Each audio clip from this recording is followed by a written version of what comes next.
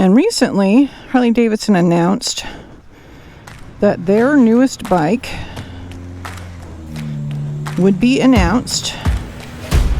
revealed on July 13th. It looks like it's going to be...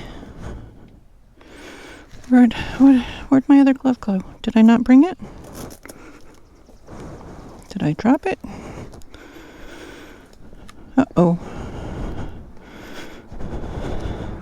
Hold, please.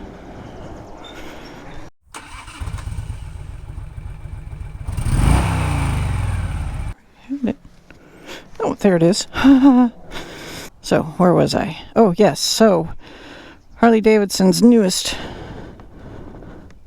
motorcycle, a new bike, will be revealed July 13th. Wow. I need coffee. It looks like it's the Performance Custom that they used to have on their Future Bike web page back when they had a Future Bikes on their website. And it's rumored to be the replacement for the Sportster, but nothing has been either confirmed or denied, so we shall see on that. And I thought, since we're talking about new bikes, I'd give you some tips on the best ways to get the bike that you want from a Harley-Davidson dealership at the best price possible. So, on the way to work, we'll talk about it. How do I know? That's because I work at FX Caprara Harley-Davidson up here in northern New York. So if you want to learn more about the motor company, behind the scenes, what it's like to work at a dealership, or just motorcycling in general, then you should hit that subscribe button right now. My nose is running, so I gotta get moving. I'm fogging up. Let's go to work. So, tips for buying a motorcycle at a Harley-Davidson dealership. Tip number 1. Do your research and know what bike you're after. If it's new or previously enjoyed, aka pre-owned, used motorcycle. Or are you going to be after the Pan America? Are you after this new Performance Custom once it comes out to the dealers? Do a little research. What kind of riding are you looking to do? Is it going to be commuting back and forth to work, like me? Is it going to be for weekends, up into the mountains, down by the ocean? Is it going to be for across the country rides, multi-state rides, multi-day rides, or all of the above? Now, do you want something with bags? Do you want something for a passenger? For a passenger to ride comfortably? Do you have a passenger? Now, these are the types of questions that you should be answering for yourself before you go to a dealership. What bike do you want? What bike are you after? Tip number 2.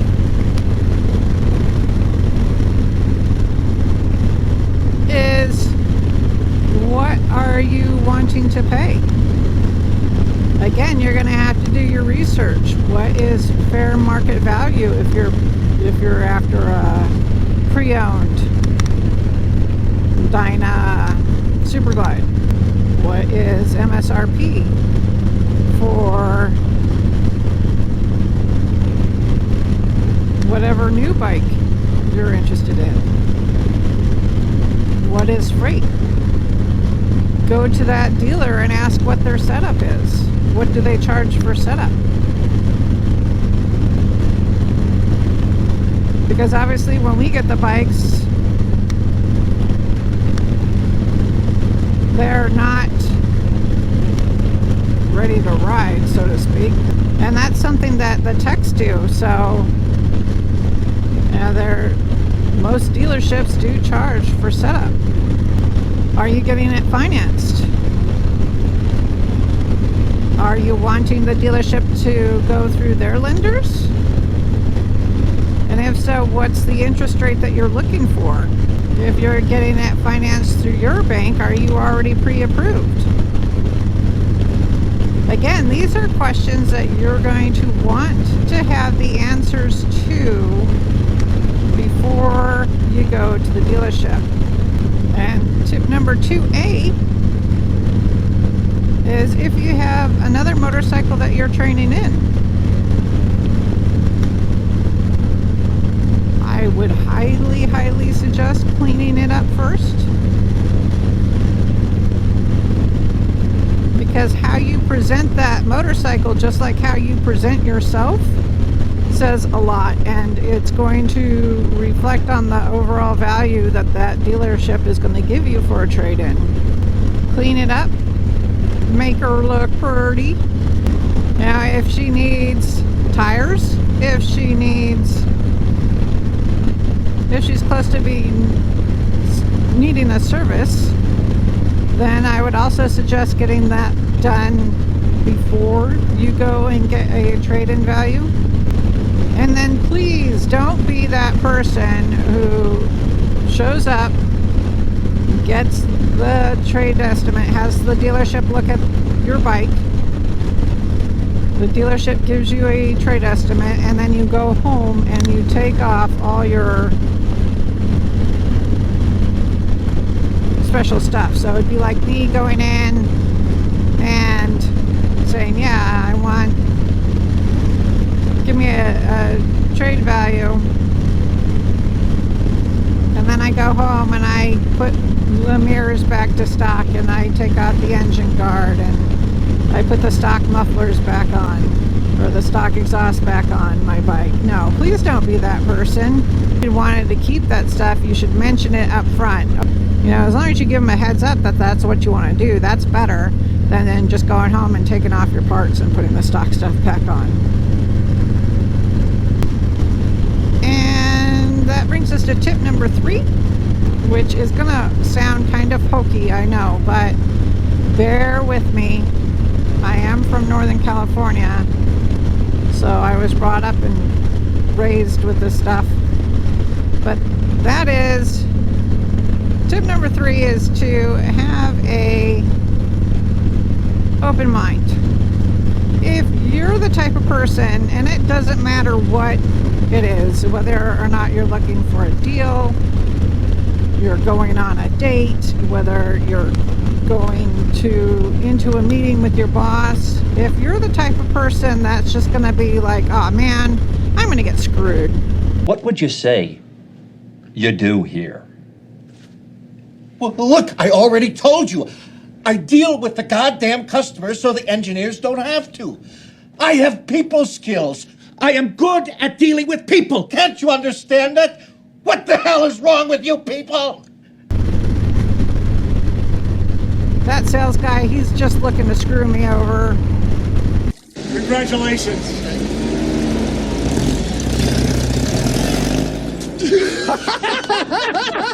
You know, if you go in with that type of mindset, guess what's going to happen? 9 times out of 10, the universe is going to prove you right. All action begins with thought. So if you have the thought that it's going to turn out badly, it probably will.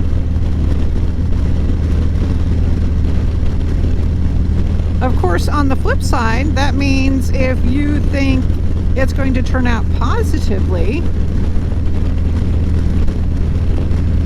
again, the universe will prove you right. Oh, maybe my boss is going to give me a raise. Looks better. Looks like a Peter Gibbons. Oh, there you are. We were just talking about you. You must be Peter Gibbons. Terrific. I'm Bob Slidell. This is my associate, Bob Porter. Oh, hi, Bob. Bob? Now, we had a chance to meet this young man, and boy, that's just a straight shooter with upper management written all over him. Hey, that salesman is really nice. And he pointed out some stuff I hadn't thought about. Maybe he is looking out for me.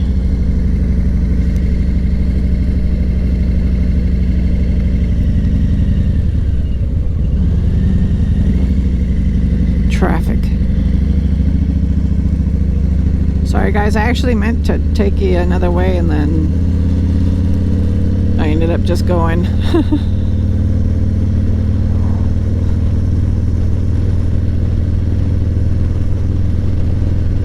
On autopilot.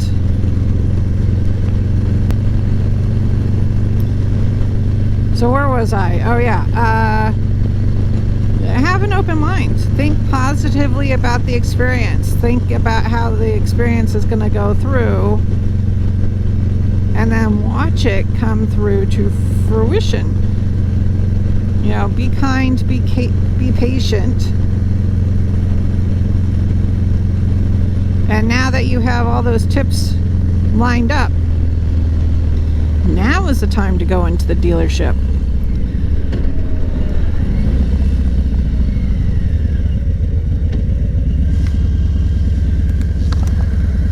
Now, of course, thanks to the pandemic and the microchip shortage,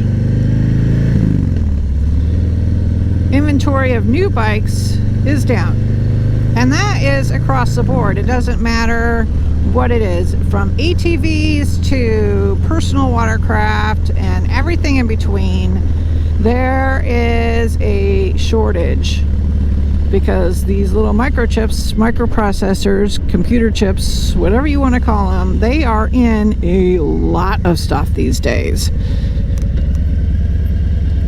So everybody needs them to make their new stuff. And nobody has them. Well, they're slowly trickling through.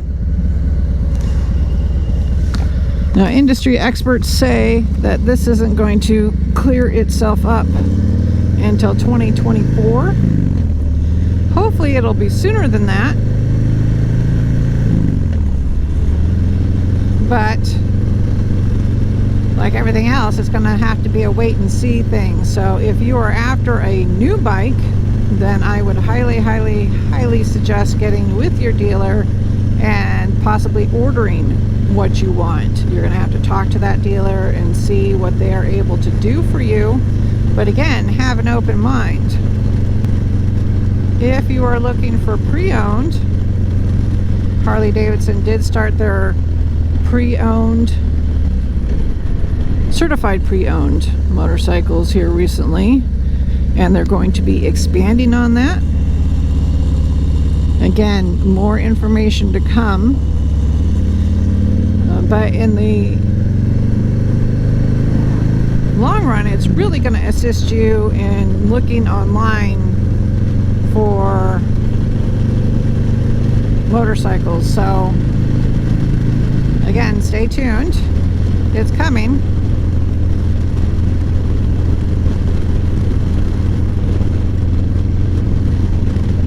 That was a nice looking bike. You can also look for pre-owned through such websites as Cycle Trader, Craigslist, Rumble On. That's a good one. Hey, Pete Levy, how are ya? We're connected on LinkedIn.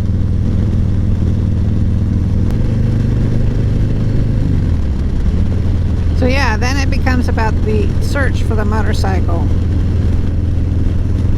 Now, a few weeks back, Mike from over at Riding in the Ozarks. Hey, Mike, how are ya?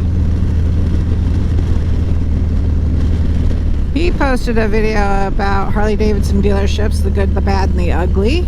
And we had an interesting conversation about what he expects from the sales process, which is he wants to just be able to call up and get a price. And I get it. I understand completely. That's because I recently looked into becoming a certified life coach because I think that would be a path for me for the future. Motorcycling life coach. But now I'm, of course, thanks to technology being what it is today, I am now being inundated online through social media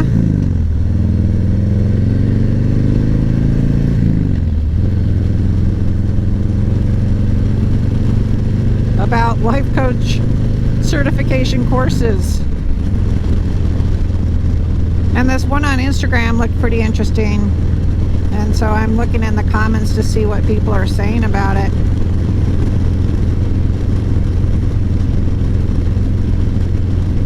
Because it had a link to a video. Let me rephrase. It had a link to a web page that had a video.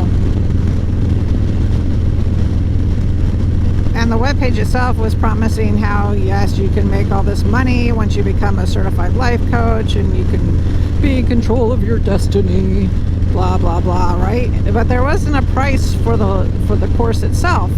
And so I went back to the comments and people were just like, well, what's the price? Here we go again with money. Obviously, this is all about money. And the people who were running the Instagram ad were like, well, you gotta watch the video and the video will tell you what the price is. I don't want to watch a video. I just want to know what the price is. And then I realized I'm just like Mike. I just want to know what the price is. You keep thinking it's about money, but it's about... So I took a step back and yeah, I realized that such a major decision, such a major financial investment is more than just about the money. Is it actually going to be a course that I can get a real certification from, or is it just their BS certification that doesn't mean shit? I mean, anything. Oops, sorry, YouTube. So just because it's something cheap, it doesn't mean it's going to be the best for you. So yeah, you can be, absolutely you can be that person that calls up and says, what's your best out the door price?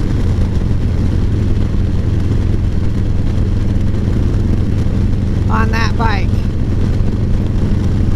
And maybe the dealership will even actually give you a price out the door, but that is just one segment of the overall process. That is something that you really need to dig a little bit deeper, I think, in order to get that true dream bike. So take your time. If you are really after a bike and you are really after the best deal, my suggestion is you're going to have to do a little work. Get to know that dealership, get to know the salesman in that dealership. Because of course I'm not saying that all the salesmen are good. You're gonna have bad apples no matter what group it is. So find out who you're comfortable working with. I can go into 6th gear. Doing 70. Searching for something that ain't lost. Have we got our lines crossed? We're wasting time on stuff that doesn't really matter, while wishing for something better. Now my question is to you, did I miss any tips?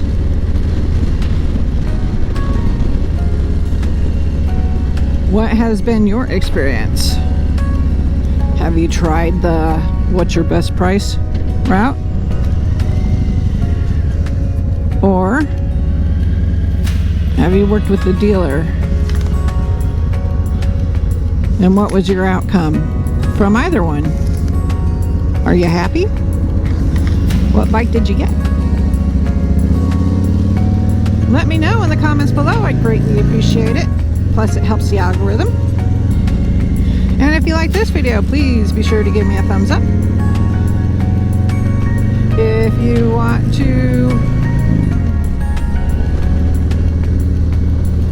watch in the future, be sure to hit that subscribe button. And if you want to be notified when I upload new content, then be sure to hit that bell. And until the next time, guys, please be safe, ride when you can,